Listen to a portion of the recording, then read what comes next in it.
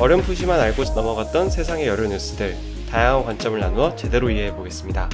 지식 쌓는 소식, 지혜 쌓는 대화, 지소지대, 지금 시작합니다.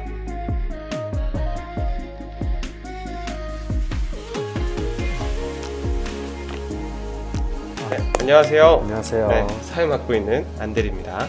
아직 초반이니까 또 프로그램 소개 간단하게 하고 시작하겠습니다.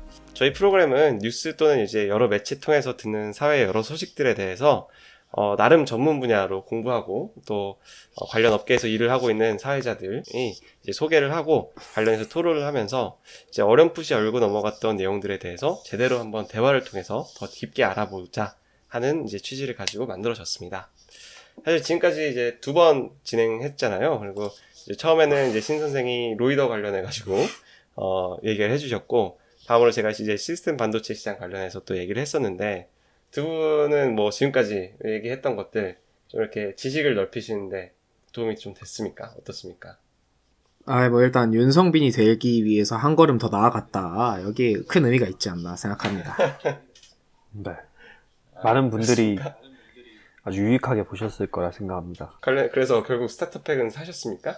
이게 해외 배송이라 가지고 좀 시간이 오래 걸린다고 하더라고요. 배송입니까? 이게 국내 배송은 좀 그쵸. 위험하기 때문에. 직구해야죠. 그렇습니까? 네. 처음이니까 또 자기소개도 좀 하면서 넘어가면 좋을 것 같은데요. 지금 또 얘기해 주셨던 신 선생부터 자기소개 간단하게 해주시면 좋을 것 같습니다. 네. 신 선생입니다.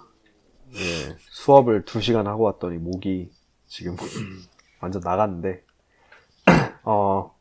학생들에게 영어를 가르치고 있고요. 해외 대학 입시, 미국 SAT 가르치고 있습니다. 목이 너무 많이 나갔네요. 네, 그게 답니다. 다른 얘기도 해야겠다. 제가 영어 교육 전공을 하고 있고, 지금은 무기한 잠정, 이제 휴학을 하고 있는 연세대학교 영어교육학과에서 공부를 하고 있습니다. 대학원 그렇죠. 다니고 석사 계시죠? 과정하고 계시죠. 가방끈이 짧습니다. 가방끈은 뭐 두 분 다 짧으시죠. 가방끈 긴 사람이 있어가지고. 유일하게 석사 졸업하신 공석사, 공변 네. 말씀해 주시죠. 예, 양반은 급하게 굴지 않기 때문에 저는 뭐 여유롭게 설명하겠습니다. 이 형법 분야의 마스터가 되고자 열심히 오늘도 취업에 열을 내고 있는 공변입니다.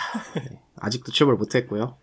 지난 방송이 백수죠, 그러니까. 지난 방송이 벌써 14일이 지났는데 아직도 취업을 못했네요. 얼마 전에 모 항공사에 면접 보고 왔습니다. 모 항공사라 봤자 지금 한국에 항공사 몇 개 없죠. 하나 이제 넘어가고 거의 다 넘어갔어 이제. 풀 서비스 캐리어인지 LCC인지는 말씀을 안 드렸으니까 모 항공사에 면접 빡세게 보고 왔습니다. 오케이. 조급해하지 마세요. 한번 일 시작하면은 어차피 죽도록 일만 하실 텐데 뭐 조급해하십니까? 이제 한 1년 쉬셔도 죽도록 일만 좀 해보고 싶은데 시작하면은 빠꾸가 없어요 이제. 니네가 백수의 마음을 알아? 굉장히 쫄리고 있는 공변입니다. 현재 변호사 자격증을 2023년에 취득해서 아직 일은 못하고 있지만 변호사고요. 법학전문대학원을 졸업을 했습니다. 배지 아직 안 나왔죠? 배지! 배지는 배지는 이게 살짝 너무 변호사 업계 얘기이긴 한데, 이게 대한변호사협회에 등록을 해야 배지가 나오는데, 이게 취업을 하면은 대부분 펌에서 그 등록비를 내줘요. 그래서 내 돈으로 내기 아까워서 아직 기다리고 있다. 로펌에서 내주기를 기다리고 있다. 뭐 그렇게 보시면 되겠습니다. 비싼 배지죠. 비싼 배지죠. 한두 푼이 아니에요. 한두 푼이 아니야. 저거 로스쿨 졸업해서 한 번에 합격한 것만으로 대단한 거 아니겠습니까? 얼마 전에 기사를 봤는데 합격률이 53%라고 하더라고요. 53%나 됩니까? 많이 받네. 반은 떨어지는 시험이라고 하는데, 근데 그 평균을 다 끌어올린 게 서영고가 거의 다 붙고, 우리 공변의 모교에서는 보니까 통계적으로 반이 떨어지셨더라고요. 맞습니다. 저희 그러니까 네, 반이 떨어졌더라고요. 진짜요? 석사 모교에서는 반이 떨어졌고 오히려 이번에 학부 모교의 법학 전문 대학원이 엄청 좋은 성적을 내가지고 네, 맞아요. 조금 꽤나 로스쿨계의 반향이 일고 있습니다. 아, 그런 게 또 기사로 또 뜨나 예, 보네요. 기사로 그 몇 명이 다 받고 뜹니까? 몇 명이 합격했는지가 다 나옵니다. 아하. 왜냐면 그렇군요. 워낙 인원수가 적으니까. 맞아요. 어허. 그게 뭐 저희 학부를 졸업한 학교에 있는 로스쿨이 이번에 되게 잘했어요. 그러니까 거기는 인원수가 좀 적은 편인데 간단하게 얘기하면은 초시 그러니까 처음 시험 보는 사람들이 전부 다 붙어가지고 한 명도 빠짐없이. 진짜요? 그러니까 이게 조금 되게 의례적인 대단하네요. 일이거든요. 왜냐면 한 명 정도는 떨어질 어허. 만도 한데 전부 다 붙어서 어허. 되게 의례적인 야. 일이다 해가지고 어떻게 한 거냐라는 얘기가 로스쿨 사이에선 많이 돌고 있다고 하더라고요. 대단하네요. 뭐 어쨌든 어려운 시험 그리고 한 3년 동안 열심히 또 공부해가지고 했는데 그래요. 에헴. 축하드립니다. 얼른 석사의 길로 오시고. 돈이나 벌고 말씀하십시오. 저는 이제 안대리고요. 국내 대기업에서 일을 하고 있고 기계를 굉장히 좋아해가지고 또 업계도 그쪽이어가지고 관련해서 이제 뉴스나 소식들을 많이 접하고 이제 또 많이 소개를 시켜드리려고 하고 있고요. 관련 쪽만이 아니더라도 이제 경영경제 전반으로도 관심이 많아가지고 그런 얘기들을 좀 많이 해보고자 하고 있습니다. 저도 이제 석사 과정으로 그 MBA 과정을 하고 있고 지금 잠정 휴학 중이어가지고 저도 아직 가방끈이 좀 짧은데 또 공부를 시작하면서 또 더 많은 이야기 들려드릴 수 있으면 좋을 것 같습니다. 네. 오늘은 이제 공변이 이제 주제 소개해 주실 차례죠. 네. 오늘 또 재밌는 거 가져오셨던데. 뭐 재밌다면 재밌고 살짝 논란의 여지가 있을 수 있는 부분인데 영어로 controversial하다고 하죠.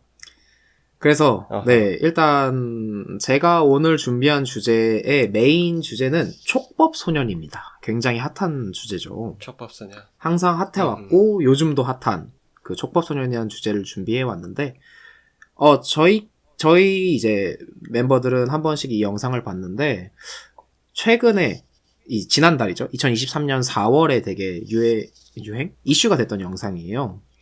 이게 어떤 영상이냐면은 이 만 13세인 소년이 파출소에 이제 체포가 된 상태로 파출소 이제 직원분들이신 경찰분들에게 수갑을 찬 상태로 막 수갑 풀어달라. 나랑 맞짱 한번 뜨자. 쫄리냐? 이런 식으로 되게 대드는 영상이 있었어요. 되게 미들킥을 계속 날렸죠. 그렇죠.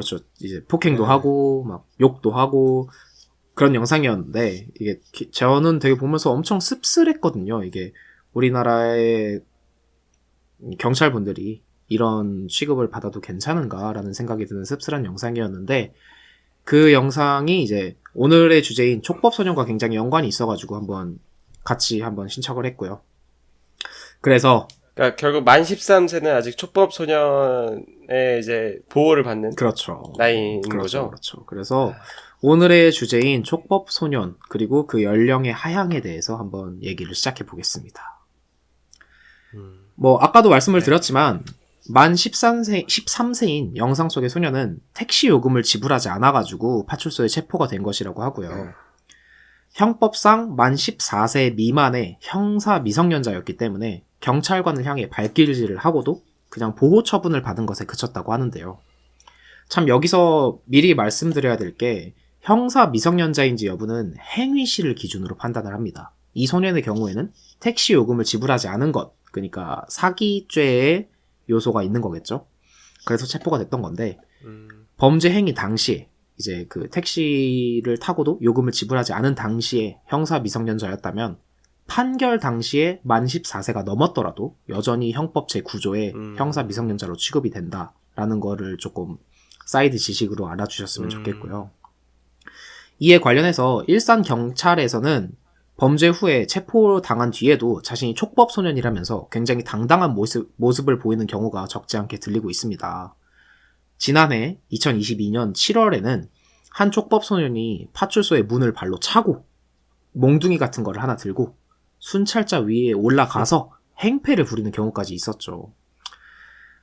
이 유명한 영상이었는데요. 알아본 결과 이는 친구들과 놀다가 자신의 당당하고 멋진 모습을 보여주기 위한 행동이었다고 합니다. 이 앞선 두 개의 사건을 통해서 굉장히 저는 씁쓸함을 느낄 수 있었고 좀 충격적이었는데요. 이런 형사 미성년자 제도에 대해서 어떻게 생각하시나요? 그리고 또 두 분은 필요하다고 생각하시나요?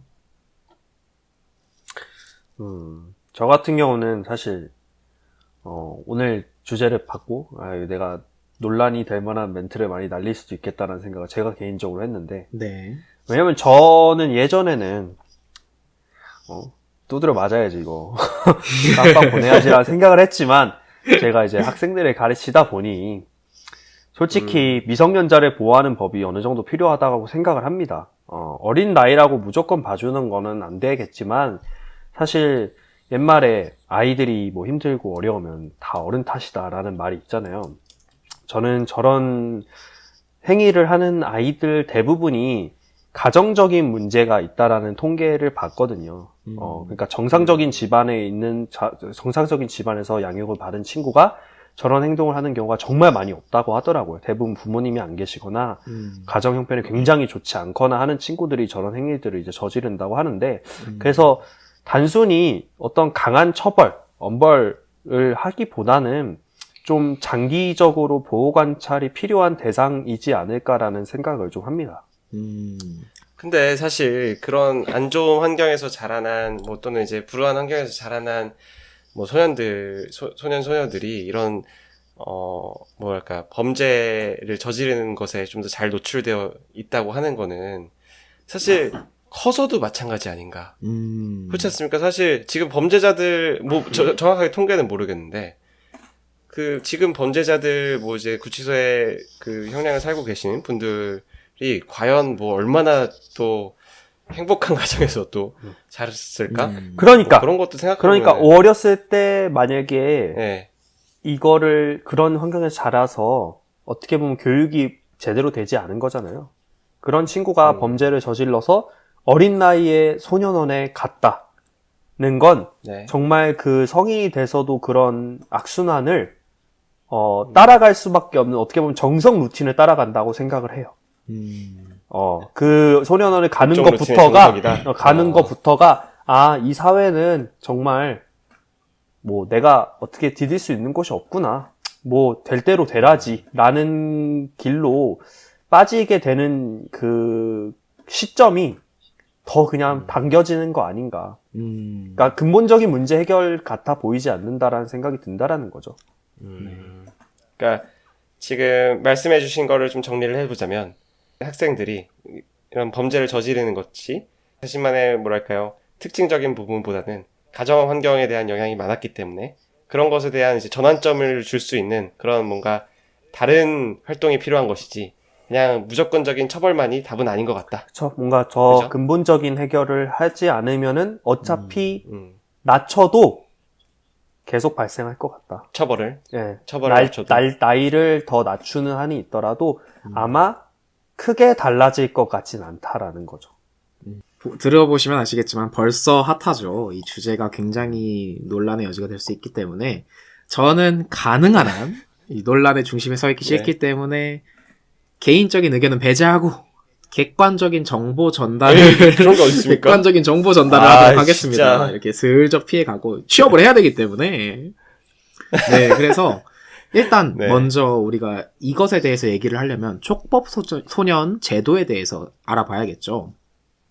촉법 소년 제도는 형법 제9조에 규정이 되어 있고요. 형법 제9조는 이렇게 규정을 하고 있습니다. 14세가 되지 아니한 자의 행위는 벌하지 아니한다 라고 되어 있는데요.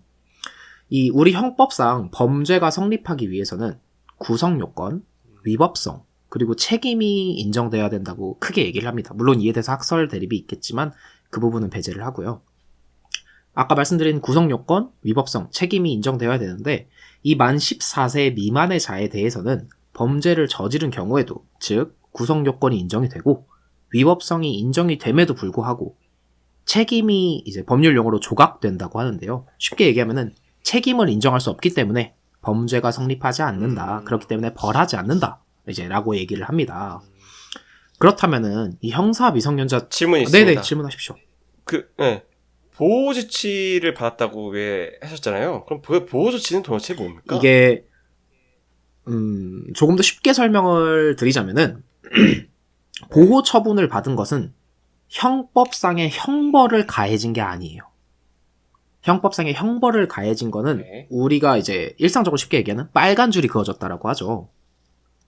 아, 빨간 줄이 그어졌다라고 얘기를 하는데 이 형사 미성년자뿐만 아니라 이 미성년자들에게는 우리 형법 체계의 기본적인 형벌을 가하는 목적 자체가 두 가지예요. 첫 번째는 그 행위에 대한 처벌이고 두 번째는 교화거든요. 다시 이 사람을 교화해서 사회의 구성원으로서 활동할 수 있게 하겠다.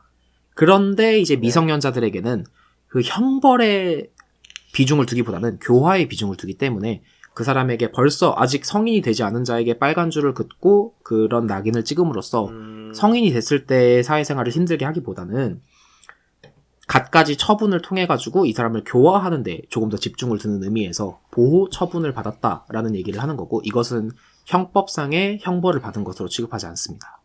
그러니까 그럼 예를 들어서- 실제로 아무것도 안 한다는 건가요?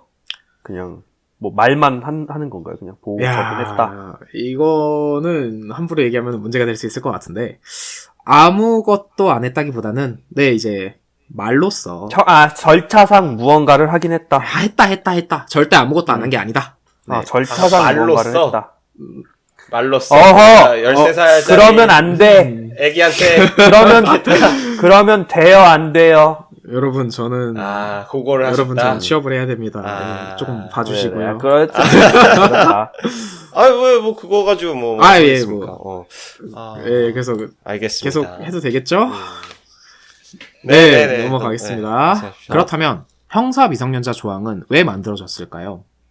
이는 헌법재판소의 2002년 결정에서 굉장히 잘 알 수가 있습니다. 헌법재판소는 이렇게 얘기를 하고 있어요. 형법 제9조는 육체적, 정신적으로 미숙한 소년의 경우 사물의 변별 능력과 그 변별에 따른 행동 통제 능력이 없기 때문에 그 행위에 대한 비난 가능성이 없다. 나아가 어린 아이들은 교육적 조치에 의한 개선 가능성이 있다는 점에서 형벌 이외의 수단에 의존하는 것이 적당하다. 물론 이 헌법재판소의 결정은 사실 굉장히 긴 것이었지만 제가 가장 핵심적이라고 생각하는 부분을 추려서 온 것인데요. 즉, 형사 미성년자는 육체적, 정신적으로 미숙으로 인해 그 책임을 지우지 않는 것으로서 이 형법 구조, 즉 형사 미성년자 제도는 타당하고 처벌보다는 교육으로 해결해야 하므로 형사 미성년자를 만 14세로 규정한 형법 제9조는 합헌이라는 결정입니다. 일단 이 헌법 소원이 있었으니까 헌법재판소의 결정이 있었던 건데요. 이 헌법 소원이 왔던 이유 자체가 앞서 말씀드린 그런 케이스가 굉장히 현재뿐만 아니라 2002년 결정이니까 과거에도 많았고요. 그로 인해서 이 형법 구조, 형사 미성년자 제도 자체가 위헌이다 라는 헌법 소원이 있었던 것이고 거기에 대해서 헌법재판소가 방금 말씀드린 이유로 아직은 합헌이다 라고 결정을 했다고 볼 수 있는데요. 여기서 이제 저는 언제가 될지는 모르겠지만 미래에 아이를 꼭 낳고 가정을 꾸리고 싶은 사람 중 하나인데 혹시 두 분은 뭐 자녀 계획이 있으신가요? 이렇게 갑자기 쑥 들어옵니다. 이거 뭐 완전 저를 노리고 한 질문 아닙니까? 이거? 그렇다 볼 수 있죠. 저 두 분 뭐 아시다시피 저 이제 사실 신혼이지 않습니까? 그렇죠. 결혼 이제 한지 한 5개월 됐나요? 이제 5개월, 6개월 뭐 반년 막 그 정도 된것 됐죠. 같은데. 좋을 때네요. 네. 재밌습니다. 예, 좋고요. 저야 뭐 사실 이제 제 욕심 같으면 이제 한 5명 농구팀 하나 만들고 싶은데 이제 뭐 그 정도는 안 될 것 같고 이제 한 2명 정도로 이제 합의를 봤습니다, 이제. 근데 뭐 사실 요즘 뉴스 보면은 이런 뉴스들 진짜 많잖아요. 많죠. 그리고 뭐 지금 소개해 주신 그런 사례들뿐만 아니라 진짜 뭐 드라마에서만 봐도 뭐 청소년들이 뭐 마약을 이제 판다거나 아니면 뭐 이런 뭐랄까 포주의 역할을 한다거나 그런 소재로 하면서 이제 드라마도 만들기도 하고 하면은 만약에 진짜 내 애가 그렇게 뭐랄까 좀 소름 끼치는 그런 행동을 할 수도 있다는 생각을 하면 사실 조금 무서워지는 부분도 있죠. 그리고 저만 해도 저를 키우는데 얼마나 부모님이 소름 돋았을까 그런 생각이 좀 드는데 제 새끼는 참 더하지 않을까 이런 걱정이 좀 있죠. 그럼 바로 저 찾아오셔야죠. 아이 그거보다도 이제 어렸을 때부터 신 선생님한테 보내가지고 이제 컨설팅 교육으로 해결하겠다. 미국으로 보내야지. 제가 잘 교화시키고 교육시키겠습니다. 보호 조치 부탁드립니다. 저는 뭐 신 선생은 완전 애기 안 키우고 싶다는 그거잖아요, 그죠? 일단은 나중에 여자친구 생기면 물어보세요. 굉장히 질문이 불쾌합니다. 불편하다. 네, 여자친구가 없는데 왜 이런 질문을 하시는지 모르겠네요. 일단 애인 만들고 생각해 볼 거고요. 나중에는 생각이 없습니다. 근데 저 친구 뭐 말은 저렇게 해도 본인이 노력을 해야 말이지. 노력도 안 하면서. 뭐 연애가 됐습니까? 내일 소개팅입니다, 신 선생. 소개팅 아닙니다. 알겠습니다. 네. 넘어가시고요. 뭐 그렇다면은 이제 뭐 안대리나 신 선생이 뭐 미래 자녀 계획을 갖게 되더라도 이제 저희 자식이 만 14세가 될 때까지는 뭐 형사 미성년자니까 편하게 막 키워도 될까요? 뭐 결론부터 말씀드리자면 그렇지는 않습니다. 두 가지 이유 때문인데요. 첫 번째는 촉법 소년의 연령 하향이라는 것이고요. 두 번째는 민사상의 손해배상의 이유입니다. 먼저 첫 번째, 촉법 소년 연령의 하향입니다. 법무부는 지난 2022년 10월 형사 미성년자의 연령 기준, 즉 소위 촉법 소년의 연령 상한을 만 14세에서 만 13세로 하향하는 소년범죄 종합대책을 발표했습니다. 이는 최근 촉법 소년 범죄의 증가와 소년 범죄의 흉포화, 촉법 소년 제도의 범죄 악용으로 인해서 형사 미성년자 연령을 낮춰야 한다는 여론이 비등하는 등 소년 범죄 종합대책에 대한 국민적 요구의 증대를 반영한 것이었습니다.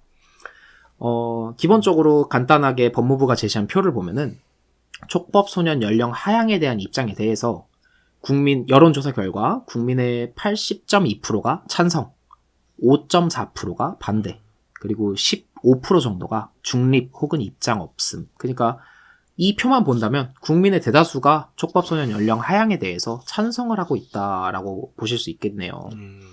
법무부가 이런 결정을 하게 된 계기는 세 가지를 발표를 했는데요. 첫 번째, 흉포화된 소년 범죄로부터 국민을 보호할 필요성이 있다.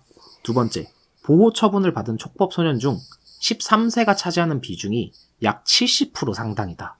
그러니까 보호 처분을 받은 촉법소년 중에 대부분이 13세였다. 그런데 지금은 만 14세가 기준이니 그 기준을 13세로 낮추겠다라는 얘기고요.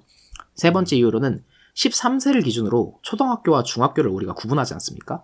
그런 학제 때문이라고도 법무부는 발표를 했습니다. 그래서 아울러 형사 미성년자의 연령을 낮추는 것만으로는 아까 신 선생이 얘기해줬던 것처럼 소년범죄에 대한 대책으로는 부족하다는 우려가 있었고 이를 반영을 해서 소년범죄를 실질적으로 예방하고 재범을 방지할 수 있는 대책도 함께 마련을 했다고 하는데요. 이는 뭐 간단하게 말씀을 드리자면 사실 법무부가 발표한 건 굉장히 복잡하고 많았지만 조금 요약을 하자면 소년원 생활실을 기존 10인에서 15인실에서 4인실 규모로 소규모화를 하고 아동복지시설 수준으로 급식비를 인상을 하고 수도권에는 학과 교육 중심 소년 전담 교정시설을 운영하는 것입니다. 요약을 하자면은 아까 신 선생이 얘기했듯이 단순히 무조건 처벌에 집중을 하기보다는 이 보호 처분을 하면서도 소년원에 들어가서도 조금 더 교육에 집중을 하고 열악한 환경보다는 조금 더 나은 환경을 제공을 함으로써 제가 아까 말씀드린 형벌의 목적 중 하나인 교화에 집중을 하겠다. 다만 그 연령을 만 13세로 낮추는 것뿐이다. 라는 얘기를 이제 법무부가 계획을 갖고 있고요. 실제로 이에 대한 입법안이 국회에 계류가 되어 있습니다. 계류가 되어 있는데 국회에서 반대하는 특정 당이라고 하긴 그렇지만 반대하는 입장도 있고요. 그렇기 때문에 아직까지는 이제 소위 통과라고 하죠. 입법 개정안 통과가 되지 않은 상태입니다. 근데 국민의 여론이 아까 보셨듯이 80% 이상이 찬성을 하고 있고 그런 점으로 미뤄보아 아마 저희 법조계에서는 조만간 통과가 되지 않겠느냐, 조만간 촉법소년이 만 13세로 개정되지 않겠느냐라는 얘기를 하고 있습니다. 그래서 이 두 분께서는 이에 대해서 어떻게 생각하시나요? 연령을 하향하는 법무부의 계획이 적당하다고 생각하시나요? 저는 사실 아까랑 같은 의견인데 저 통계에서는 이제 13세가 70%라고 했잖아요. 네. 근데 저거는 전 당연하다고 봐요. 저거를 13세로 낮추면 12세가 70%가 되겠죠. 그러니까 이런 말 하면은 뭐 척법소년한테 당해봐야 한다라는 말이 분명히 나올 거예요. 막 음주운전도 사실 막 그런 얘기가 나오잖아요. 네가 그렇죠. 안 당해봤으니까 그런 말 하는데, 근데 솔직히 아직도 잘 모르겠는 게 법이 강해지면 범죄율이 낮아진다는 부분에 대해서는 어느 정도 이견이 없긴 해요. 솔직히. 네. 근데 그 대상이 너무 어린 대상이고 그래서 효과가 있을지가 의문이고, 방금 얘기한 대로 저걸 13세로 낮추면 어차피 범죄를 저지를 생각이 있는 친구들, 그러니까 저 정도 촉법소년까지 저렇게 넘어갔다라는 거는 사실 가벼운 범죄가 아니라는 거잖아요. 생각보다 센 범죄일 거란 말이죠. 저 정도 그렇죠, 수준까지 그렇죠. 넘어갔으면. 네. 그런 친구들은 13세가 됐으면 법이 그럼 12세 때 범죄를 저지르겠죠, 내가. 그래서 솔직히 그 두 번째 계획은 굉장히 마음에 들거든요. 아이들을 교화하는 거를 더 운영을 하겠다. 그러면 저 같으면은 제 생각에는 그쪽에 힘을 더 쏟고 굳이 나이를 낮춰야 되나라는 생각이 들어요. 그러니까 교화를 잘 시켜주고 이 친구들이 정말 내가 사회에서 펑션을 할 수 있고 기능을 할 수 있고 사랑받을 수 있는 존재고, 내가 어떠한 꼭 이렇게 나쁜 짓을 저지른 아웃사이더가 아니야라는 정말 그런 교정시설이 갖춰진다면 이거는 나이를 낮추지 않고서도 유의미한 변화를 만들어낼 수 있다라고 생각을 합니다. 오히려 아이들을 교육하는 것에 더 많은 투자를 하고 그 제도를 확고히 하는 것이 더 실효성이 있다라고 생각을 하시는 거네요. 그러니까 저희가 졸업을 하고 나서 뭐 요즘에는 막 그런 말을 많이 하잖아요. 뭐 요즘 애들이 옛날 같지 않다. 요즘 애들은 뭐 많이 컸다, 뭐 다르다 하는데, 저는 필드에 있어서 그런지 보잖아요. 그렇죠. 여전히 어린 아이들입니다. 사실은 걔네가 아무리 더 큰 것 같다, 생각이 다르다 해도 똑같이 저희가 초등학교 때 가지고 있는 생각이나 그런 거랑 별로 다르지 않아요. 여러분, 실제로 보면은 굉장히 어린 애들이고 미성숙한 애들입니다. 안대리는 어떻게 생각하시나요? 저는 이제 사실 아까 위에서도 한번 여쭤보셨지 않습니까? 네. 관련 제도가 필요한 것 같냐, 네네. 아닌 것 같냐라고 물어봤을 때, 제가 사실 좀 답을 피했는데, 좀 말씀드리기 좀 껄끄러운 부분도 있고, 조심스러운 부분도 좀 있지만, 저는 이제 좀 솔직하게 말씀드리면, 법 앞에서 모두가 좀 공평해야 된다고 생각합니다. 그러니까, 13세로 낮추는 정도가 아니라, 이제, 예를 들어서, 가명사유에, 이제, 뭐, 연령이 몇 살 이하면, 그런 부분에 대해서는 가명을 좀 해준다, 그런 것이면 모를까? 아예 이런 책임을 지지 않는다. 저는 그거는 좀, 아니라고 생각하기 때문에. 사실, 같은 맥락에서, 그 만취 상태에서, 이제 법령을 잘 모르겠는데, 만취 상태에서 잘못하면 뭐, 가명해주는 그런 제도 있지 않습니까? 심신미약이라고 많이 하죠. 네. 네. 심신미약. 네, 그거. 그런 것도 사실 전 다 없어져야 된다고 생각하고요. 물론 이제, 안 좋은 상황에서, 안 좋은 조건에 있었기 때문에, 실수를 할 수 있다. 그런 부분을 당연히 이해는 합니다. 당연히 이해는 하는데, 그 안 좋은 상황이라는 게, 이 진짜 사람마다 개인적인 사유들이 다 다르고, 그런 개인적인 상황이 다 다르기 때문에, 그거를 어떻게 판단할 것인가? 예를 들어서, 진짜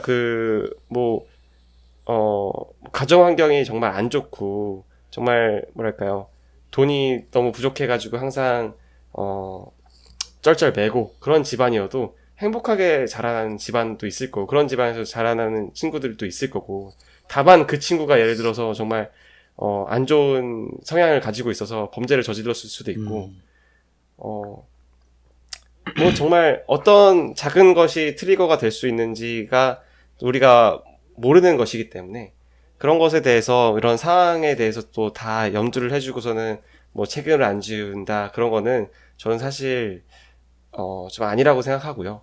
물론, 이런 친구들이, 나중에 자라나는데 완전히 좀 뿌리를 밟아버리는 거 아니냐라는 그런, 말을 할 수도 있겠지만, 그런 이제, 뭐랄까요, 위협이 또 있어야, 내가 이런 방향으로 안 나가야겠다라는 또, 생각을 또 가지지 않을까라는 생각도 좀 듭니다. 사실, 이런 형법만이 아니라, 우리나라 지금 경찰관들에 대해서, 뭐랄까요, 위상이 좀 낮아진 상태잖아요. 그렇죠.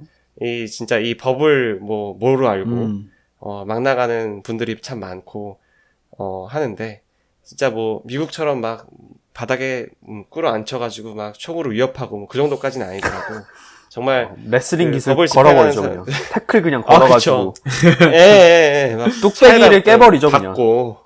맞습니다. 진짜 그런 정도까지는 모르겠습니다. 그 정도까지는 아닐지 몰라더라도, 정말 이 법과 이 질서에 대해서, 그리고 이제 사회와 사회에 살아가는 사람들을, 뭐랄까, 배려를 해야 된다라는 그 의무감을 가지기 위해서는 법이 조금 더, 공평하게 더 적용돼야 되지 않을까라는 생각이 좀 있습니다. 네, 두 분, 모르겠어요. 네, 두 분 의견 모두 잘 들었고요. 정반대 의견이 나왔네요.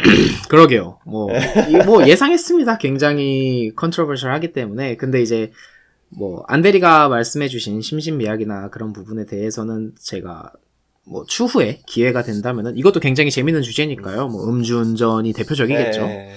그런 주제에 대해서는 제가 추후에 또 말씀을 드릴 부분이 있지만, 그냥 지금 여기서 간단하게만 말씀을 드린다면은, 우리 형법 체계가 그렇게 음주운전이라거나 만취 상태라거나 해서 전부 다 봐주지는 않고요. 그 관련된 개념이 또 있는데 그 개념을 설명을 하자면은 제가 또 한 시간을 쏟아야 되기 때문에 그거는 추후에 하는 것으로 하고요. 그 관련된 법제가 또 준비가 되어 있다라는 정도만 말씀을 드리겠습니다.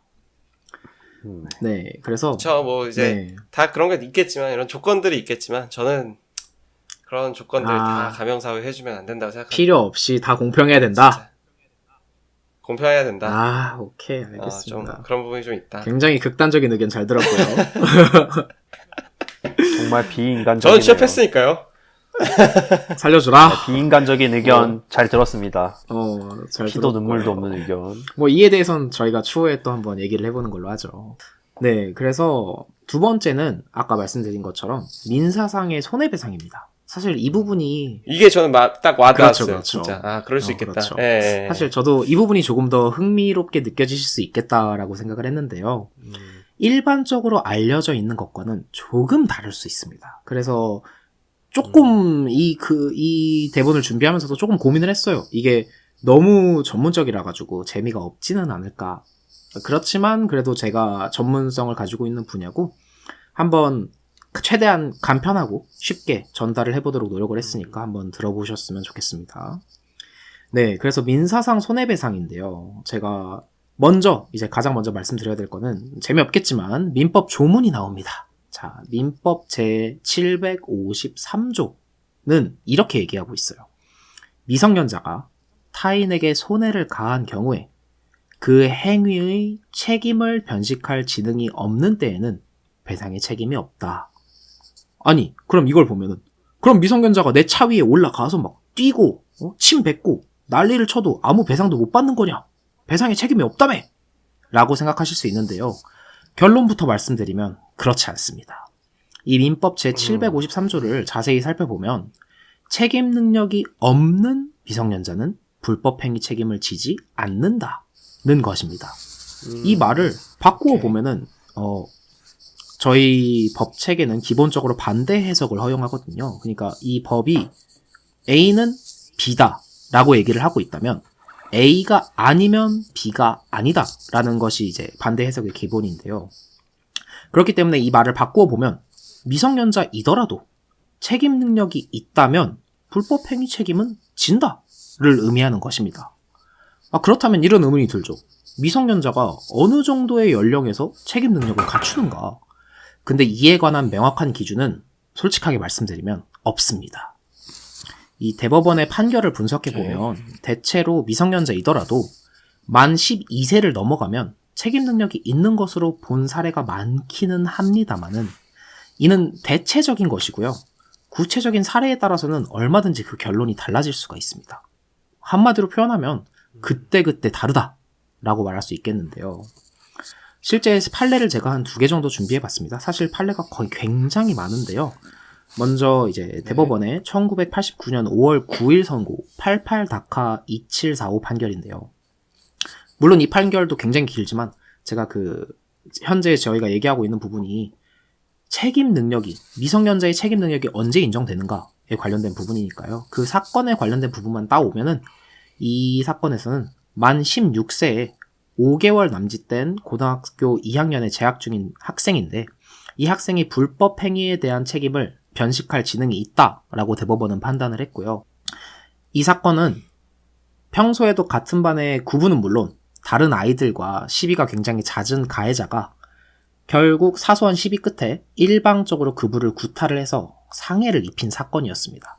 그러니까 대법원은 너가 미성년자긴 한데 너가 계속 아이들과 시비가 있었고 잦은 다툼이 있었는데 그 결과 사소한 시비로 구타를 해가지고 상해를 입혔다? 그렇다면 너는 가해자이지만 충분히 책임을 인식할 수 있었다 라고 본 것이죠. 근데 또 반면에 대법원 1978년 11월 28일 선고 78-1805 판결에서는 이제 이 사건은 가해자가 만 14년 2개월 된 중학생이었고요. 근데 이 사고 당시에 야간에 레슬링 놀이를 하고 있었고 그 장소가 굉장히 다치기 쉬운 콘크리트로 된 다리의 맨바닥이었으며 그 위에서 피해자의 얼굴을 지면으로 향하여 엎드려 있는 상태에서 갑자기 아무런 예고 없이 가해자가 발로 밀어버렸다면 가해자가 책임을 변식할 수 있는 지능을 갖고 한 행위라고는 볼 수 없다고 판단을 했어요. 그래서 책임 능력을 부정을 했는데요. 이제 위의 사건은 시비가 잦았었고 많이 싸웠었는데 그 중에 갑자기 구타를 좀 세게 해서 상해를 입혔다. 야, 그럼 너는 이거 인지할 수 있었지, 알 수 있었잖아 라는 얘기고, 아래 판결에서는 밤이었고 잘 안 보였고 레슬링 놀이를 하고 있었는데 그 바닥이 콘크리트로 될 거라는 거를 만 14세의 중학생은 모를 수도 있었다라고 얘기를 하는 건데요. 그래서 결론적으로는 아까 제가 말씀드렸듯 그때그때 다르다. 그 상황을 법원이 잘 살펴보고 그때그때 판단을 하는 것이다 라고 생각을 하시면 되겠고요. 이제 이런 그러면 사실 실질적으로 네네. 애기들끼리 막 놀다가 장난치다가 이렇게 사고 친 거, 그렇죠. 애들끼리 그냥 놀이터에서 좀 놀다가 뭐 얼음땡 하다가 또 친구를 잘못해서 좀 밀었는데 네.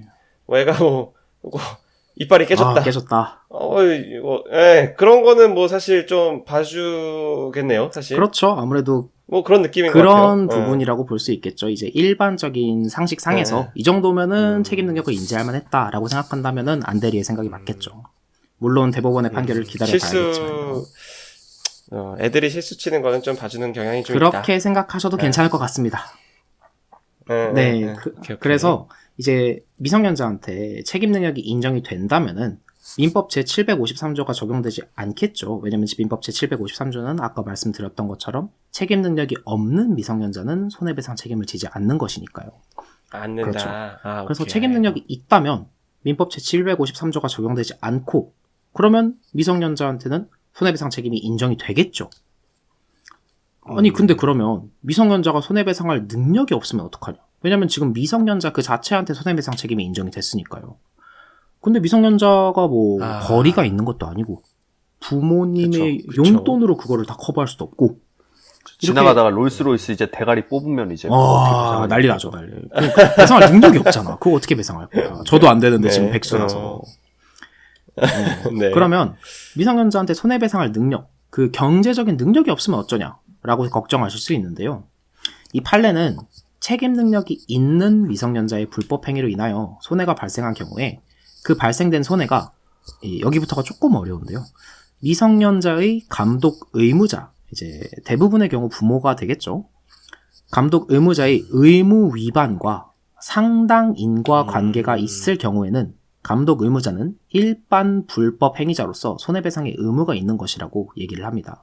이걸 조금 더 쉽게 얘기를 하면은 한마디로 그 미성년자가 불법 행위를 했고 미성년자한테 손해배상 책임이 인정이 되는데 그 미성년자의 불법 행위가 감독 의무자인 부모의 의무 위반, 즉 부모는 미성년자인 자녀를 감독할 의무가 있다고 우리 민법은 보고 있는데 부모가 그 감독 의무를 충분히 하지 않았기 때문에 그 미성년자가 불법 행위를 했고 그에 따라서 손해배상 책임을 지게 된다면 미성년자뿐만 아니라 그 감독 의무자인 부모도 손해배상 책임을 져야 한다라는 것이 우리 판례의 주된 논지입니다.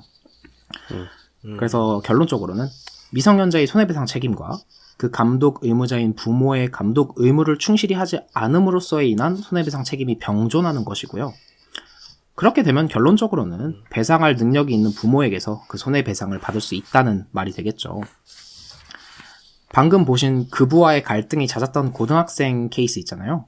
그 케이스에서도 결국 그부를 구타하여 상해를 했고 가해자한테는 책임 능력을 인정을 했지만 그 부모의 감독 의무 해태로 인한 손해배상 책임도 동시에 인정을 했어요. 그래서 결론적으로는 그 부모, 너도 손해배상을 해야 된다 피해자에게 라는 판결이었습니다. 이걸 듣고 나면 아니 그럼 만약에 미성년자가 책임 능력이 없으면 민법 제753조가 적용이 되니까 손해배상을 못 받네? 손해배상 책임이 없다며? 이게 나라냐? 뭐 하실 수 있는데요. 우리 법이 뭐 그렇게 허술하진 않습니다. 이제 앞서 언급한 민법 제753조 아래에 두 번만 내려가면은 민법 제755조 제1항이 있는데요. 위 조항은 이렇게 얘기하고 있어요. 전 2조의 규정에 의하여, 그러니까 민법 제753조와 민법 제754조의 규정에 의하여 무능력자, 저희의 경우는 미성년자겠죠. 이 미성년자에게 책임이 없는 경우에는 이를 감독할 법정 의무가 있는 자, 대부분의 경우 부모님이겠죠. 그 부모님이 무능력자의 제3자에게 가한 손해를 배상할 책임이 있다. 라고 얘기를 하고요. 그러나 감독 의무를 해태하지 아니한 때에는 그러하지 아니하다. 그러니까 한마디로 얘기를 하면은 미성년자가 불법 행위를 했고 손해를 끼쳤는데 책임 능력이 인정이 안 된다. 그러면 민법 제753조에 따라서 미성년자 너는 손해를 배상할 책임이 없어. 하지만 그 미성년자를 관리 감독했어야 되는 의무가 있는 부모 너는 너의 관리 감독 의무를 다하지 않았을 때에는 손해를 배상을 해야 돼 라고 얘기를 하고 있는 것입니다. 근데 이때 감독 의무를 다하지 않았다면 이라는 단서 조항이 붙어 있는데요. 굉장히 애매하다고 느끼실 수 있지만 이 의무는 책임 무능력자, 즉 미성년자에 대한 일반적인 감독 의무이고 구체적인 가해 행위에 대한 것이 아닙니다. 그러니까 일반적으로 아이를 양육을 하고 교육을 시킴으로써 그 과정 속에서 일반적으로 이 아이를 얼마나 잘 감독을 했는가, 이런 행위는 잘못된 것이고 너는 이런 행위를 했으면 안 돼 라는 교육을 얼마나 했는가에 대한 문제이지, 그 구체적인 가해 행위의 순간, 예를 들어서 아까 고등학생 구타 사건의 경우 그 학생이 같은 반 그부를 구타하는 그 순간 부모가 그걸 막지 못했기 때문에 너는 감독 의무를 해태했다, 이런 게 아니라는 거죠. 평소에 자식 교육 잘했어야지네요. 그렇죠. 평소에 자식 교육을 잘했어야지를 얘기를 하고 있는 거라고 생각하시면 되고요. 그래서 이렇게 그 부모가 책임을 면하려는 이제 감독 의무자죠. 감독 의무자가 자신에게 일반적인 감독 의무 위반이 없었다는 점을 직접 입증을 해야 되는데요. 이러한 감독의 범위는 사실 통상 책임 무능력자의 생활 전반에 미치는 것으로 보기 때문에 아까 말씀해 주신 것처럼 네가 자식 교육을 잘했어야지 라는 의미로 받아들여지기 때문에 실무상 법정 의무자의 면책이 인정되는 경우는 거의 찾기가 어렵습니다. 한마디로 책임 능력이 없는 미성년자의 불법 행위의 경우에도 대부분은 민법 제755조 제1항 본문에 의해서 부모로부터 배상을 받을 수 있는 거겠죠. 이래나 저래나 웬만하면은 그쪽 부모를 통해서 배상을 받을 수 있게 되겠네요. 그렇죠. 그렇게 우리 민법이 법제를 해놓은 거죠. 궁금한 게 하나 있는데, 그러면 네. 부모님이 안 계셔. 그러면 여기서 얘기하는 이 책임 능력이 없는 미성년자라고 했을 때 부모님이 없으면 네. 그 친척이나 다른 사람이 그 그 의무를 대신 가져가게 되나요? 이거는 사실 이거를 시작하면 정말 제가 한 3시간을 해야 될 수도 있어가지고 일부러 빼놨었는데요. 그래서 제가 대부분 부모의 경우다라고 말씀을 드렸는데 간단하게 말씀해 주신 사항처럼 만약에 부모가 없는 경우라면은 이 법원이 그 미성년자를 관리 감독할 수 있는 감독인을 따로 지정을 합니다. 대부분의 경우. 따로 지정을 하는데 친척 예를 들어서 중에서 고하면은 고아원에 그럴 있는 수도 그 있는 원장이라든가 그렇죠. 이 원장이 실질적인 그 양육을 부담하고 있는 사람을 지정을 그렇죠. 한다. 이게 말씀해 주신 것처럼 원장이 될 수도 있고 아니면 신 선생이 얘기한 것처럼 뭐 친척이 될 수도 있는 거고 그렇기 때문에 사실 이것도 이제 민법에 다 규정이 되어 있는데요. 그거는 이제 가족법적인 부분으로 넘어가기 때문에 오늘의 주제와는 조금 맞지 않다고 생각을 해가지고 제가 배제를 했던 부분이고요. 만약에 나중에 기회가 된다면 그 부분에 대해서도 제가 준비를 해서 한번 답변을 해보는 걸로 하겠습니다. 네. 그래서 그럼 지금까지 말씀해주신 걸 간단하게 좀 정리를 네. 해보면 결국 우리가 애를 낳고 애를 키울 때 과연 그냥 만 13세 또는 만 14세 이하라고 그냥 막 둬도 되느냐? 야, 너 그런 건 아니다. 13살, 만 13세 이전까지는 택시비 공짜야. 그렇지 않다. 이거 그러면 안 된다. 그냥 이거죠. 타고 내리면 그렇지 돼. 않다. 어차피 안 내도 돼. 이러면 안 된다. 야, 롤스로이스 대가리 몇 개 그렇죠. 뽑아와. 이렇게 시키면 안 된다. 큰일 난다. 그거 다 물어줘야 된다. 첫 번째 이유는 지금 촉법소년 연령이 점점 더 하향되고 있고 지금은 13세로 하향하는 것을 이제 법안을 이제 추진하고 네네. 있는데 그게 또 어떻게 바뀔지도 그렇죠, 모르는 것이고 그렇죠. 지금 국민 여론사 그렇죠. 또 어떻게 변할지 모르기 때문에 점점 내려가고 있고 두 번째는 민사상의 손해배상을 청구할 수 있기 그렇죠. 때문에 부모가 어쨌든 대부분의 경우는 이제 그거를 손해배상을 해줘야 되기 그렇게 때문에 되겠죠. 그냥 두면 안 된다. 안 된다. 그거 애 말씀이신 교육을 거죠. 잘 시켜야 된다. 애 교육을 잘 시켜야 된다. 그렇습니다. 자, 그래서 이렇게 오늘은 형사 미성년자의 의의부터 그 폐해, 그에 따른 연령 하향 계획과 더 나아가서는 민사상 손해배상 책임까지 알아보았는데요. 어떻게 들으셨나요? 너무 어렵지는 않았는지 걱정도 되는데요. 저는 제도를 더 나은 방향으로 개선하는 취지 자체는 이해할 수 있지만 몇몇의 극단적인 예시로 우리 사회가 아직은 보호받아야 할 아이들을 범법자의 길로 몰아넣는 것은 아닌지에 대해서 한번 고민을 해봐야 될 것 같습니다. 이상 오늘의 주제를 준비한 공변이었습니다. 고생하셨습니다. 감사합니다. 사실 진짜 맞는 말씀 마지막에 해주신 것 같아요. 근데 저는 그 범법자의 길로 몰아넣는 것이 과연 맞는가에 대한 이제 질문을 하셨는데 네.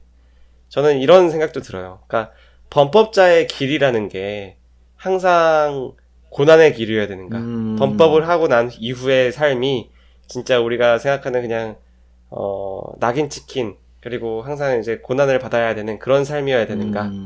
그런 삶이 아니면은 정말 이 행위에 대한 이제 처벌을 다 받고 나왔을 때 정말 정상인처럼 똑같이 살아갈 수 있는 사회라고 하면 제가 처음에 말했던 것처럼 아예 책임을 지지 않는 것에 대해서는 아예 배제를 하고 모두가 이제 공평하게 법의 처벌을 받는 그런 사회가 돼도 되지 않을까 라는 생각도 좀 해봅니다. 물론 모르겠어요. 안대리의 의견에 네. 격하게 반대를 하는 건 아니지만 만약에 그렇게 된다면은 범죄를 저지르고 소위 그런 빨간 줄이 그어지고 감옥에 가는 것에 대한 위기의식 자체가 조금 사라질 수도 있지 않을까요? 그럴 수 그렇죠. 있겠네요. 그죠? 위기의식이 없어진다. 그리고 이게 나이를 낮추는 거는 진짜 해결 방안이 안 되는 게, 그럼 한 10년 뒤에는 뭐 12살로 낮추고, 또 10년 지나면 11살로 낮추고, 나이만 계속 낮출 거 아니에요, 이거. 그러니까 근본적인 해결, 이게 사실 저는 아까 보면서 저게 너무 타당성이 없다라고 느꼈어요. 그러니까 뭐, 나이를 낮추면은 범죄율이 감소될 거다? 그거는 정말 일시적으로는 그럴 수 있겠지만, 제가 아까 얘기한 대로, 그러면은 어차피 그런 범죄를 저지를 친구들은, 오케이, 나 내년이면 마지막이네. 올해 한탕 크게 한다. 올해 사람 하나 때려본다. 나 내년이면 이제 촉법소년 끝나니까, 올해까지가 마지막이네, 나. 그럴 수도 있겠네요. 그러면 그걸 해결하기 위한 방법은, 또 나이를 한 살 더 낮추는 건데, 그 나중에는 뭐 한 5살까지 낮춰가지고 애 유치원 다닐 때 촉법소년 해가지고 깜빵 가 있겠네. 그 소년원 가 있겠네. 그러니까 근본적인 너무 해결 방안이 아니고, 저는 오히려 그 통계가 입증을 했다고 봐요. 그 70%가 13살이라는 것 자체가 너무나도 명백한 증거라고 오히려 생각을 해요. 오히려 그러니까 낮추면 안 된다. 그러니까 신 선생의 이야기를 좀 정리를 해보면, 그러니까 결국에 이런 범죄를 저지를 상황에 놓여진 아이들은 그런 그 욕구가 계속 쌓여 있고, 그런 포촉법소년이라는 제도에 대해서 인지하고 있으면은 그 제도를 악용할 여지가 강하기 때문에 그쵸. 그러니까 그 연도 이 촉법 소년이 범죄를 저질러도 이런 처벌을 받지 않는다는 거 저희 어릴 때 알았습니까? 아셨어요? 전 몰랐어요. 모르죠. 솔직히. 왜 모르냐면 그럴 걸 할 생각이 없으니까. 그러니까 일반적인 학생이라면 그런 행위를 할 생각을 하지 않는다는 거예요. 이미 저거를 내가 인지한다는 것부터가 그쵸? 내가 저걸 할 생각이 있다라는 거잖아요. 그런 친구들에게 한 살 낮추는 게 솔직히 무슨 의미가 있냐는 거죠. 신 선생님의 말도 당연히 일리가 있고 저도 동의할 수 있는 바인데, 제가 생각을 했던 이 연령 하향의 취지는 아까 법무부가 계획을 발표했을 때처럼 당연히 근본적인 해결책은 아이들을 조금 더 잘 교육하고 그런 교화할 수 있는 방향으로 나아간다겠지만, 지금 당장의 폐해가 너무 많고 그에 관련된 국민의 여론이 너무 이렇게 비등하고 있으니 그 폐해를 줄이면서 동시에 근본적인 해결책으로 교육을 가져간다, 이런 방향이라고 저는 생각을 했거든요. 그것도 저는 뭐 어느 정도 동의를 하는데 사실 뭐 요즘에 우리나라가 애도 잘 안 낳고 그렇지 않습니까?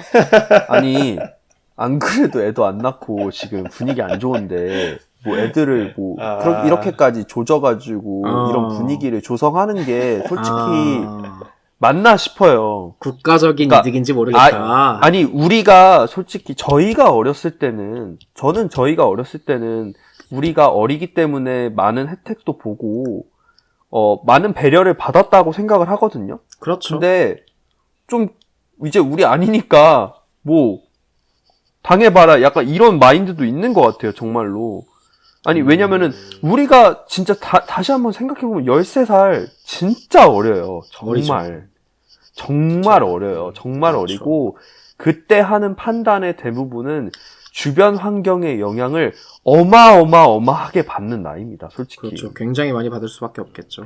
그래서 아까 뭐 안대리가 법 앞에 모두가 공평해야 된다라고 하지만 솔직히 저는 너무 어린 아이들에게 성인과 같은 잣대를 들이대는 거는 정말로 현대 사회가 되면서 좀 배려심이 많이 없어지고 좀 그런 분위기로 가는 게 아닌가라는 생각이, 그러니까 좀 우리가 그 뭐라고 하죠? 사회가 살기 팍팍해지면은 그런 게 많이 없어진다고 하잖아요. 그렇죠. 우리가 막 예를 들면 어렸을 때는 뭐 애가 막 사고를 치면은 동네에서 뭐 사고 치면 아저씨가 뭐 너 부모님 누구야 해가지고 뭐 이렇게 잡아가지고 이렇게 부모님한테 가가지고 뭐 혼내거나 아니면 아저씨가 이제 엉덩이 몇 번 때리거나 이런 거겠지만 지금 만약에 그러면은 바로 아마 경찰서 가가지고 너 새끼 너 한번 콩밥 좀 먹어볼래 이런 식으로 갈 거란 말이죠. 그렇죠. 과연 그러한 분위기로 이거는 완전 끌고 가겠다라는 건데 그쵸? 그런 분위기를 조성하는 것 자체가 맞냐라는 거죠. 근데 저는 사실 또 그렇다 그 무슨 말씀인지 저도 이해가 되는데 나는 이런 촉법소년의 나이에서 촉법소년의 이제 보호를 받는 나이니까 아무런 제재를 받지 않는다라는 것을 뭐 그 인지를 하든 인지를 안 하든 그런 잘못을 저질렀을 때 아무런 훈계 또는 그러니까 정말 벌을 안 준다는 게 과연 이 친구들이 그러니까 범죄를 안 저지를 만한 성향의 아이들로 커져나갈 방향인가? 그런 것에 대해서는 모르겠어요. 그러니까 이 법에서 이제 얘기를 하는 부분이 처벌하지 않겠다라는 건데 처벌 감형에 대해서는 저도 오케이. 감형에 대해서는 오케이인데 아예 처벌을 하지 않는다는 거는 너희들은 무슨 짓을 해도 처벌을 받지 않는다라는 이제 면책이기 때문에. 근데 저는 그거는 이거 약간 법에 어떻게 보면은 법이 집행되는 과정에서의 생기는 오류라고 보는데 아까 사실 공변이 그 경찰서에서 있었던 파출소에서 있던 사건에서 보호 조치, 그쵸? 공범이 말을 아꼈던 보호 조치가 있었잖아요. 그 부분이 수정이 들어가야 되는 게 맞다고 생각을 해요. 그러니까 저는 솔직히 책임 떠넘기기가 아닌가. 그 보호 조치라는 과정에서 사실 올바르게 보호 조치가 이루어지고, 인계가 되고 부모가 정말 그 과정에서 어떤 그쵸? 문제가 생기거나 책임을 질 일이 제대로 생긴다면 그런 일이 안 생길 텐데 보호 조치라는 게 지금 그냥 너 이 자식 그러면 안 돼 이러고 놔주는 느낌인 거잖아요. 그러니까 처벌은 그렇게 하지 않되 그 중간 과정에 뭔가 들어가긴 해야겠죠. 그러니까 결국에는 그 뭐랄까요, 판사가 내려주는 이제 판결보다는 그 경찰이나 또는 이제 사회 그 질서를 보장하는 공공기관에서 이런 학생들한테 실질적인 체벌이 될 수 있는 수준의 뭐랄까 조치를 취할 수 있는 수준까지는 권한이 있어야 된다. 그쵸. 그러니까 그러니까 이런 아이들 관한 문제는 저는 사실 사회가 전반적으로 다 같이 해결해야 될 문제라고 생각하지, 이걸 한 기관에다가 떠넘겨가지고, 그냥 그냥 소년원이나 가. 그런 식으로 넘기는 거는, 제가 계속 얘기하지만, 근본적인 해결 방법이 될 것 같지가 않아요. 그러니까 정말 단기적으로는 효과가 있을 것 같아요. 단기적으로는. 근데, 솔직히, 1년 이상 갈까? 1년 이상은 갈까라는 생각이 들어요, 이게. 나이를 낮추고 하는 게. 전 사실 그 말씀을 하시니까 저도 그 말씀에 대해서는 공감이 좀 되고, 그 말씀하시니까 좀 생각이 나는 건데, 그 미드에서 봤던 건데, 미국에서는 이제 이렇게 뭐랄까 학교에서 좀 문제를 일으키거나 애들을 좀 괴롭혔거나 하는 친구들을 교도소 견학을 보내더라고요. 맞아요. 그래서 그 교도소에서 그 일부 이제 수감자들 중에서 모범수들 이렇게 수감자들 뽑아가지고 그 이제 교육을 시키는 거예요. 그러니까 그 애기들 오면은 그 감옥에 가게 되면 얼마나 안 좋은지 그런 것에 대해서 이렇게 약간 겁을 주게 이렇게 시키는 거예요. 그것도 있고 제가 알기로는 미국에서는 부모도 교육을 받습니다. 그런 아이가 그런 행위를 하면은 부모도 교육 절차를 받아서 몇 시간 이상 이수를 해야 하는 걸로 알아요. 그게 저는 가장 중요하다고 생각해요. 맞습니다. 그런 부분도 있죠. 그러니까 이 아이가 성인이 되기 전까지는 결국에 그 부모 아래에서 계속 관찰 안에 있을 거고, 그렇죠? 그렇죠. 그 부모가 제공해주는 그 돈과 집 안에서 계속 자랄 거기 때문에 솔직히 저는 부모님이 뭔가 교육적으로 어떤 변화를 주지 않으면 그 아이는 소년원에 갔다 와서도 큰 변화를 기대하기가 쉽지가 않을 거예요. 그러면 그리고 이제 공변이 뭔가 찔리는 게 있는 건지 좀 걱정되는 부분이 있는 건지 질문을 잘 안 하고 있으니까 제가 좀 질문을 해보자면, 예를 들어서 이제 촉법소년이고 네. 지금 촉법소년 연령이고 그러니까 13세 이하고 그런데 이제 집에 진짜 돈이 많아. 애가 그러니까 누가 봐도 약간 스포일드 된 뭐랄까요, 약간 나쁜 버릇 딱 들인 부잣집 딸내미 아들내미야. 그런 친구들이 민사소송 이런 것들은 실질적으로 돈으로 그 집안에는 큰 뭐랄까 영향이 안 되는 수준의 돈으로 해결할 수 있는 거니까. 그렇죠. 마음껏 저지르고 다니고 뭐 이런 판결을 통해서 진짜 빨간 줄 그어지는, 그러니까 진짜 미래에 뭔가 영향이 되거나 실질적으로 진짜 뭐랄까요 안 좋은 영향이 될 수 있는 그런 부분에 대해서는 뭐랄까요 형량을 안 받게 되니까, 그렇죠. 처벌을 안 받게 되니까 그냥 진짜 막 저지르게 된다. 그런 것에 대해서는 어떻게 생각하십니까? 이제 저는 개인적으로는 네. 우리 사회가 그렇게 돈만으로 생각을 하는 사회는 아니라고 생각을 해요. 일단 기본적으로 이 형사 미성년자 제도의 취지 자체가 그 학생은 아닐 수도 있죠. 그쵸? 그 만 14세 이하의 어린이가 형법적인 처벌을 받기보다는 아까 말씀드렸듯이 만약에 신 선생이 얘기한 것처럼 우리 아이가 롤스로이스 그 대가리를 막 강남의 아파트에 가가지고 5개를 뽑아왔어. 그거 아니 대가리라는 방송인데 그 뭐라고 해야 되죠? 네. 여신 모양 로고 여신상 그거를 여신상 5개를 뽑아왔어. 그거 다 민사상 손해배상 책임 져야 된단 말이에요. 그러면은 이제 본인 만약에 뭐 안대리가 부모의 입장에서 그 자식 가만히 둘 겁니까? 아유 큰일 나죠. 큰일 납니다. 그러니까 제가 얘기하잖아요. 결국에는 부모님의 역할이 중요하다는 거예요. 그러니까 성인의 이거는 이 아이들에 관련된 이거는 성인의 그런 책임을 떼놓을 수가 없어요. 이거를 너네 그냥 소년원이나 가라고 하는 거는 성인들이 책임을 지지 않겠다라고 느껴진다라는 거예요. 제가 봤을 때는. 네. 아, 이해했습니다. 네, 그래서 그러니까 만약에 그런 케이스라고 하면 그 부잣집 엄마 아빠가 무슨 교육을 받고 온다든지. 그쵸. 진짜 뭐 그런 식으로, 뭐 그쵸. 좋은 그것도 방법인 것 저도 좋은 방법이라고 생각하는데, 제가 아까 하던 얘기를 마저 이어가자면은, 제가 얘기하고자 했던 취지는 이 형사 미성년자 제도의 취지 자체 속에 형벌로서 다스리기보다는 가정으로 돌려보내고 그 기본적인 아이들을 교육하는, 굉장히 사실 어떻게 보면 가장 중요한 기관이잖아요, 가정이. 그렇기 때문에 그 가정 내에서 이 아이들을 훈육하고 교육하는 과정을 거치는 것이 오히려 신 선생이 얘기한 근본적인 해결책이 될 수 있다. 그런 취지가 형사 미성년자 제도 속에 존재한다고 생각을 하고요.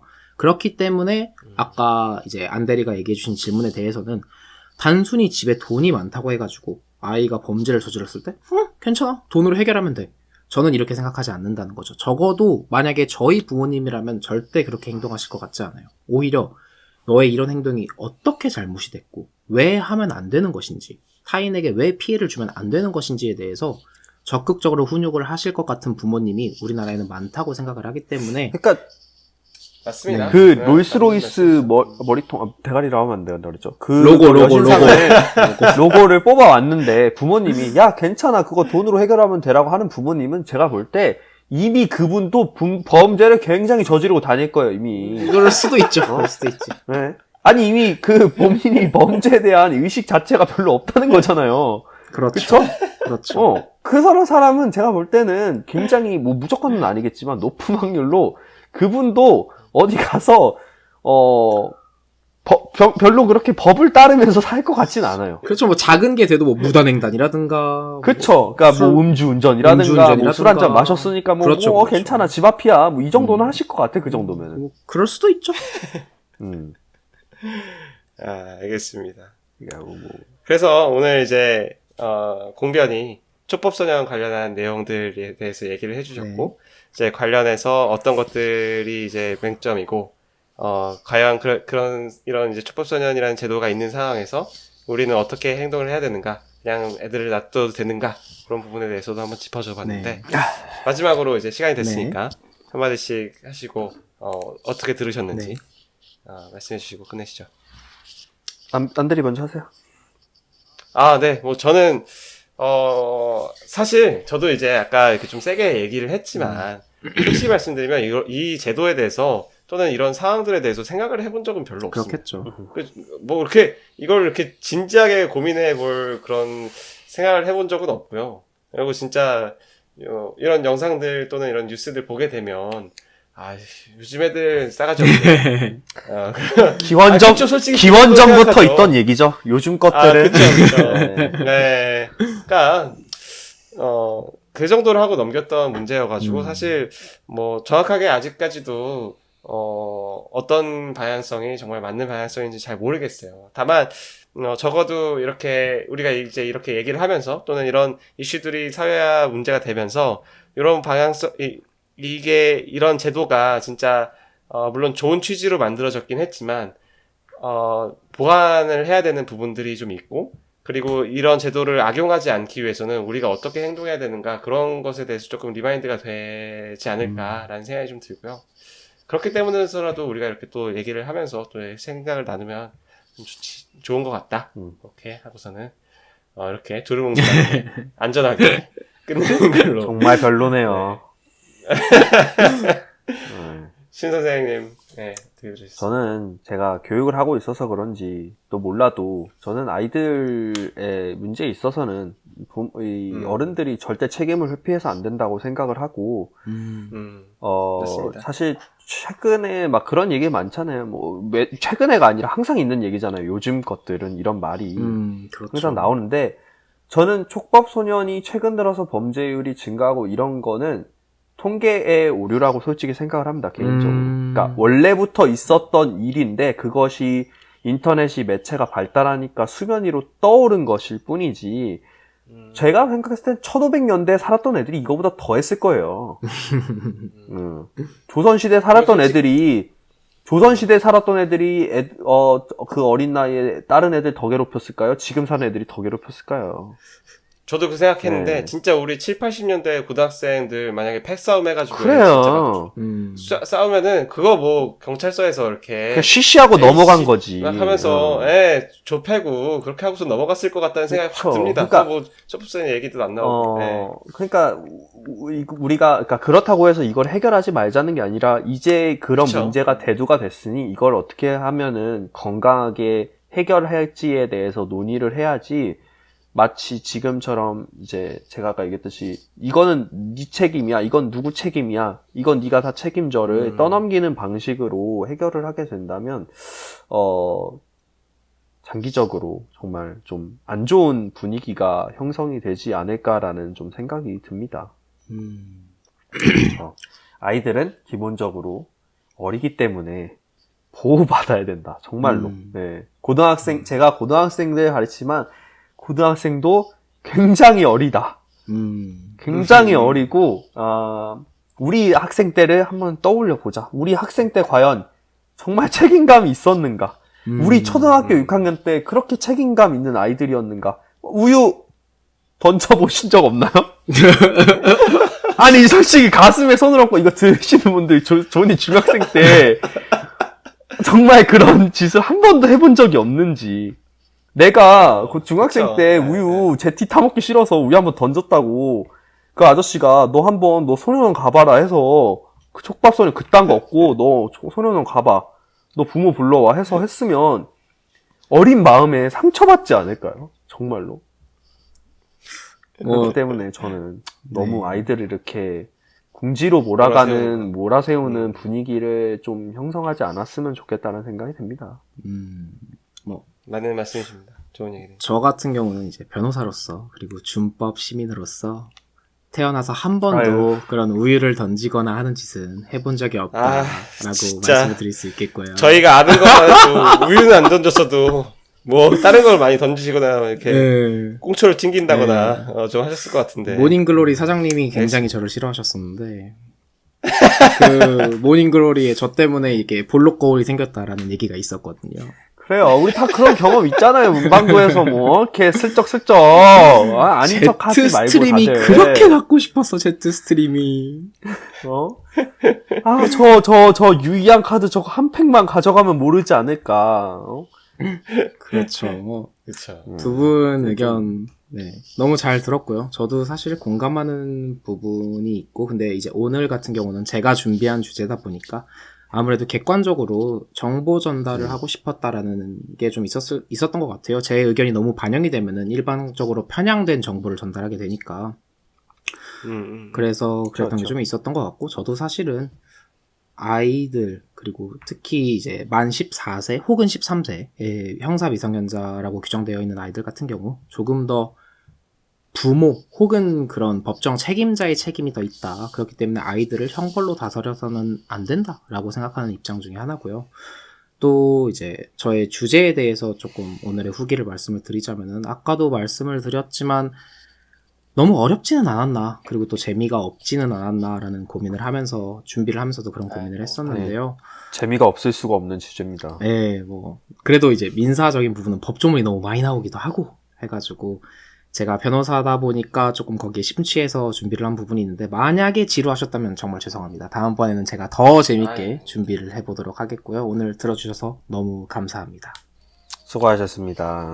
수고하셨습니다. 수고하셨습니다. 오늘 이렇게 마치도록 하겠습니다. 오늘 재밌게 들어주셨으면 좋겠고, 저 또 다음 주에는 또 더 재밌는 주제로 찾아오도록 하겠습니다.